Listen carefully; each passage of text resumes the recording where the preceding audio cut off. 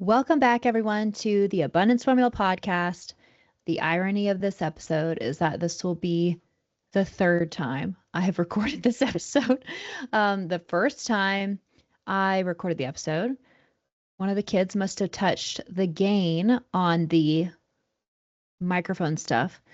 And so it recorded the video, but it did not record the audio.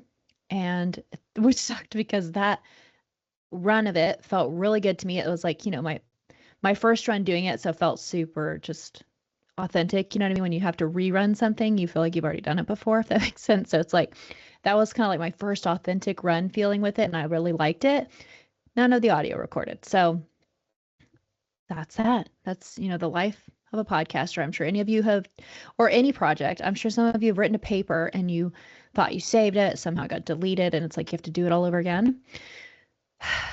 So, yeah, just one of those relatable moments where I was checking the to-dos off in my day of my work schedule. My work from home days, like, are very much meticulous in their time blocks. And so I was just so disappointed that the time block I'd made, Sailor was watching a show. She ended up falling asleep. It was literally perfect timing. Now I'm going to attempt to do this podcast episode with both kids upstairs, hopefully playing together harmoniously. The second time I recorded it, after I tried to salvage and see if I could extract the audio somehow, and I couldn't, I started to record it again, but then I was in a time crunch before we needed to leave to get Malia for school. So I was 10 minutes in and I felt rushed. I didn't feel natural. I was like, scrapped it.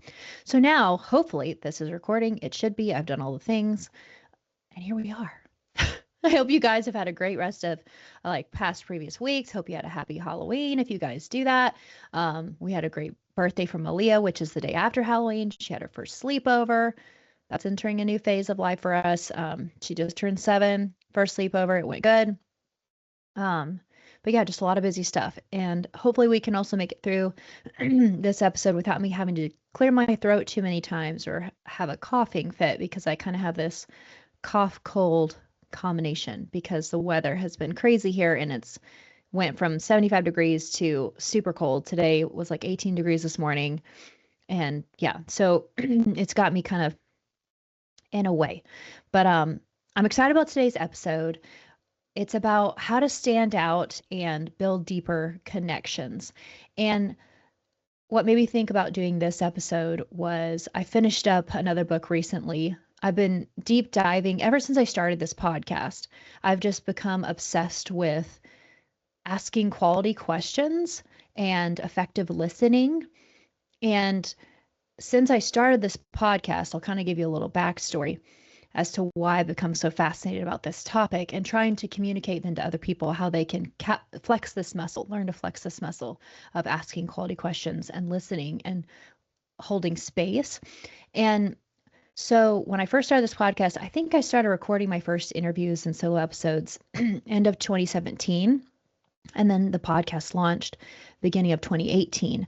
And initially, my fears when I was getting my initial interviews together and things like that was I was very confident in asking quality questions. I've always been a really curious person and I'm not afraid to ask things. And I've always been a good listener, I feel like, at hearing what people say and then asking additional questions to draw out more if possible.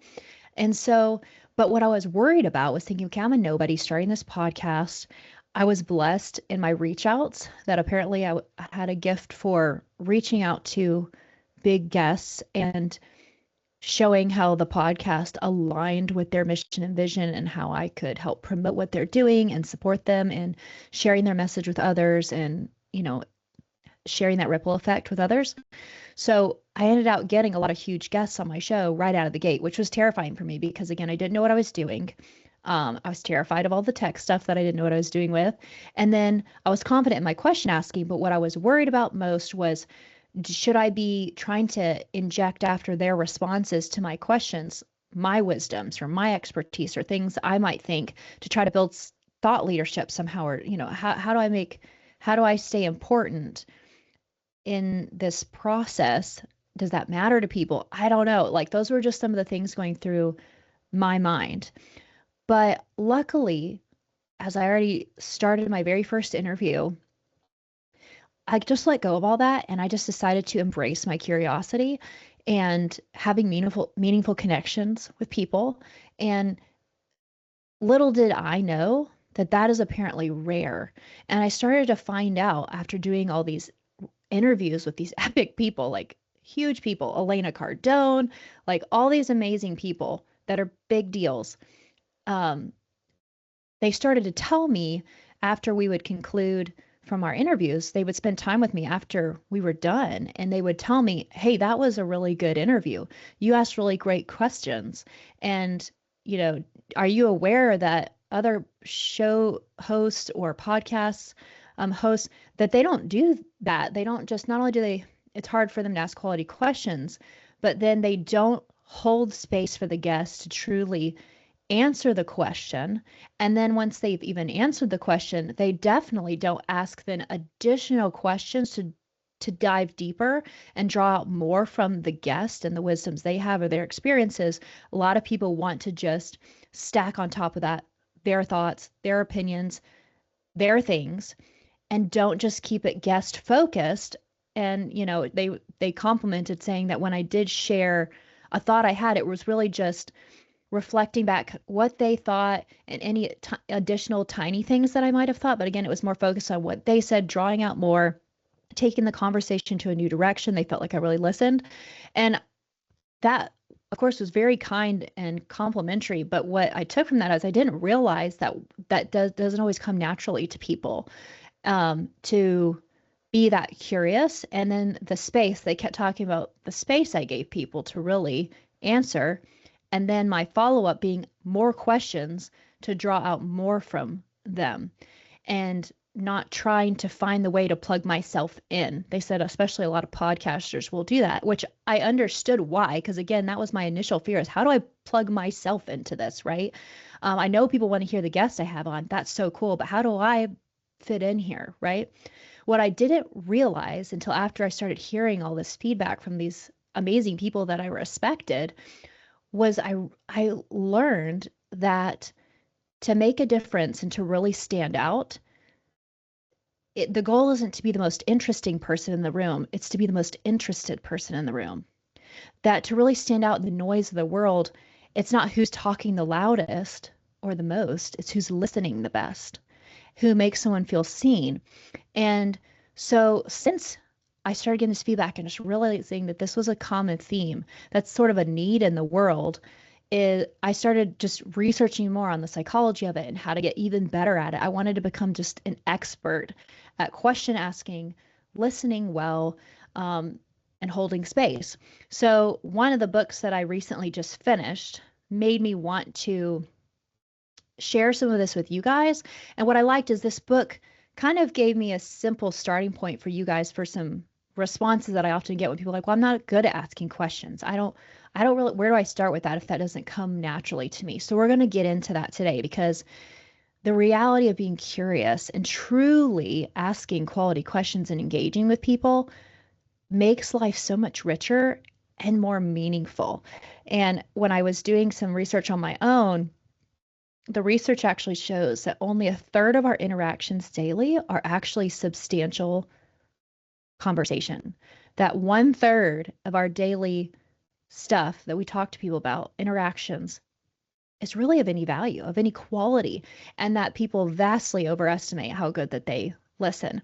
And so this book, which was very research based, it's called The Coaching Habit, Say Less, Ask More, and Change the Way You Lead Forever, which this book is actually a business book focused for managers specifically.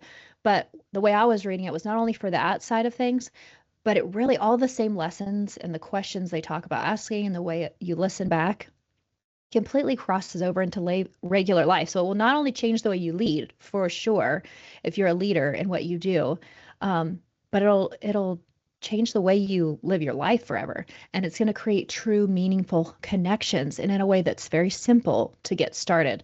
So although it's technically a leadership book, it's very much a life book.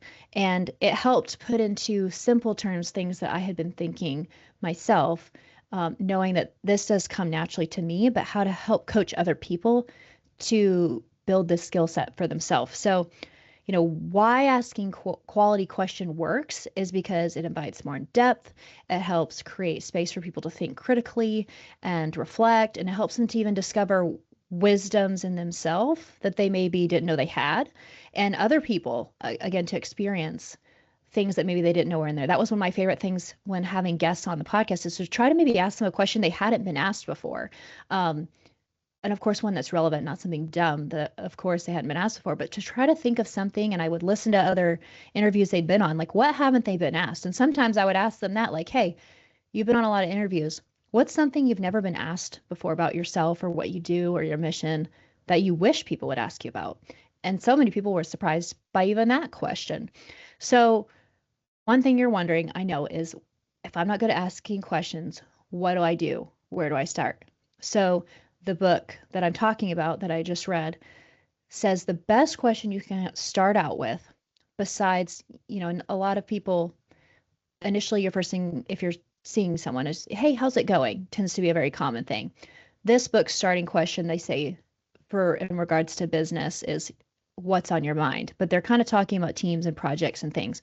So I'm skipping that part because I'm talking about daily life here. So if your first interactions with people, whether in one-on-one private time, a friend date, or group interactions, social circles, you may say, hey, how's it going?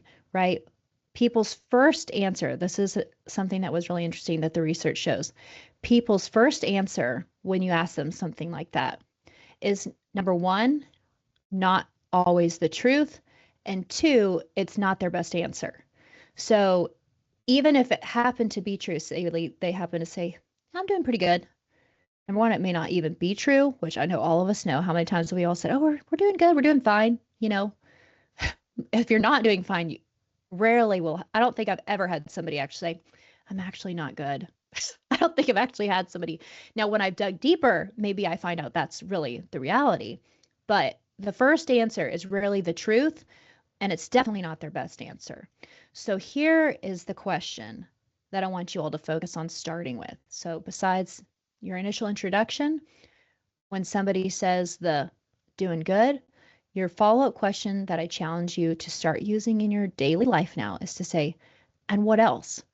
Now, this can work in different ways that flows naturally with your conversation. So I've written down some examples to give you because obviously, and what else doesn't just fit it all the time, literally in that exact word form. But there's ways that and what else is disguised into conversation, but it means the same thing, and it opens up the door for that depth and meaning to happen in your conversations. And again, you'll see from my examples I'm going to give you here as just some ideas to get your gears turning.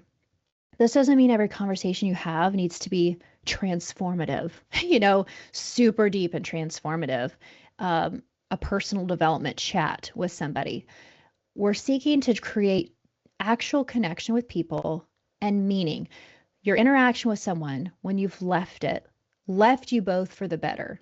Whether you had a laugh, whether you learned something new about each other that's going on in your life, or you started a new hobby, it could be lighthearted, let alone, of course, if somebody's actually spent enough quality time with them for them to open up about maybe a challenge or obstacle they're facing, or that they're in a struggle time, and maybe you've been able to be supportive in that way.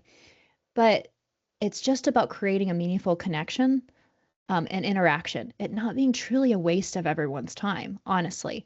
We only get one life. Let's not waste it. I have a real hard time now with small talk. It's just very much hard for me to just truly function when if I'm sitting with someone, and it's just purposely trying to stay surface. I just can't do it. So this next little section where I'm going to give you some ideas is kind of the everyday small talk upgrade. All right. So if we're going to pretend you've already said to each of these examples, like, hey, how's it going? So they might say, busy, but good. You could then say, oh, I totally get that. Well, what else has been keeping you busy lately? Now they've got something to think about, and they give you an example. They're opening up a little bit of their life to you, and you can take that. And again, the goal should be to ask 2 to 3 times a version of and what else, to dig a little deeper and learn a little more and keep the conversation going somewhere of value. And of course, if they run out of some things, they're going to then pitch it back to you. Well, what's been going on with you? What else for you, right? They're going to start reflecting it back to you, especially when they run out of something to say. So that's one example. Another one is they could say, good, just working a lot. And then you could say, same here. What else has been good lately? Anything fun going on outside of work? Again, you're going to learn something new. They're going to have to think about it. Maybe they've been asleep in their life. You're going to awaken their awareness and get them intentional. What's been going on in my life lately?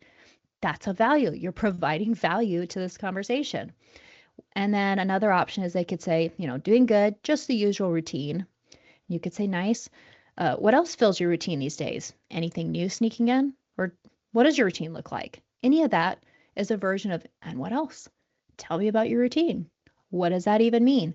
You're getting an idea here of how you can leave a conversation just like, meh.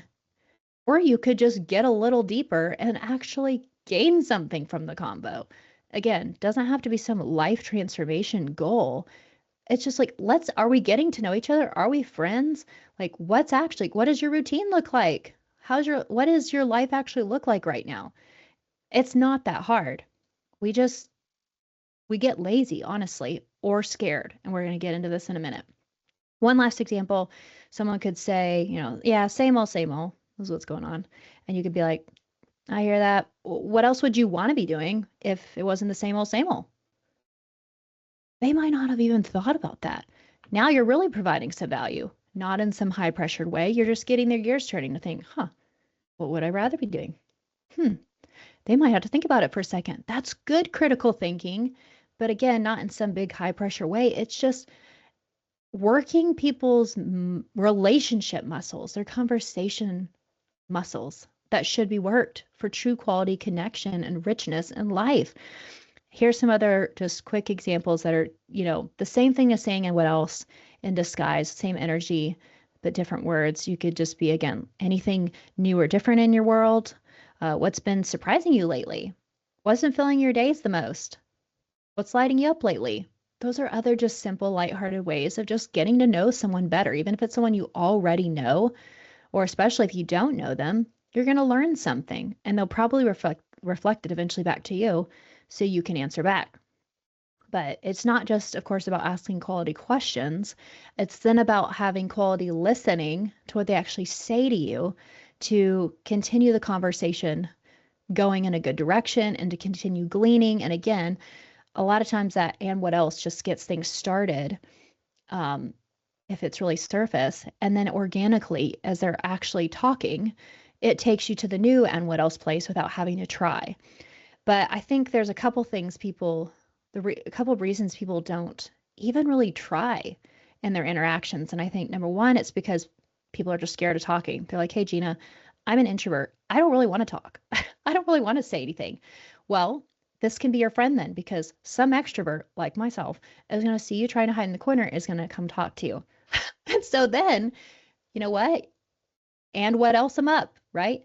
And what else that extrovert? They will be happy to talk to you. So if you are an introvert, you can build value by reflecting to somebody else the and what else question.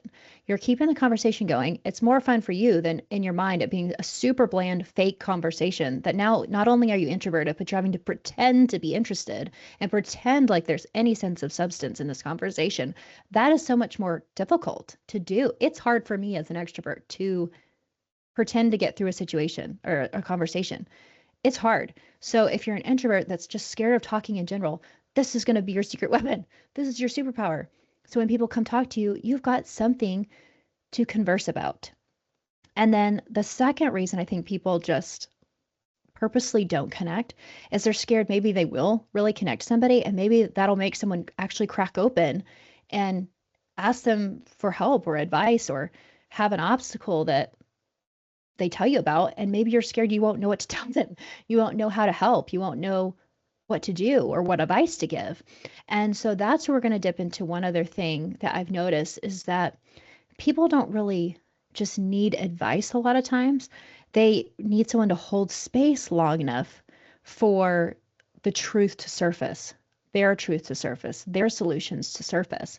And so a key point that I loved in the book is they actually talked about this, again, in the form of business, but it applies to life, is that This is a quote from the book. They say, giving advice feels more comfortable than the ambiguity of asking a question. And so that's why we jump in to give advice so fast, so we feel like it'd be the most productive thing more than silence.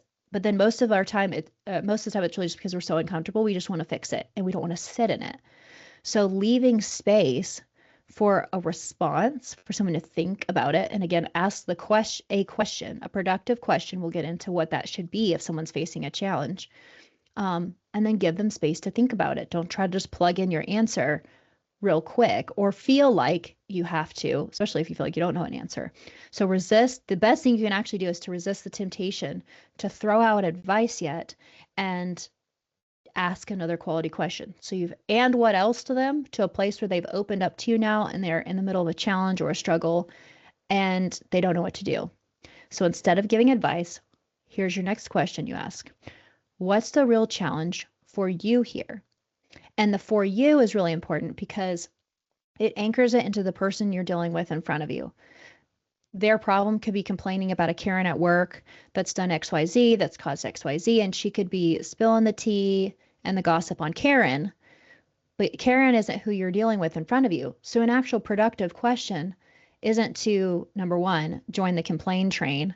That's not helping anyone. That's not making this a valuable interaction together. Neither of you is going to feel that leave this conversation feeling better, about themselves, or in good energy. You're just going to feel negative and more pissed off about Karen. And you may not even know Karen. So that's not getting anyone anywhere. So don't just jump on the complaint train, but then don't jump on the victim train or the rescuer train or the persecutor train. None of those are beneficial paths. Ask the question, what's the real challenge for you here?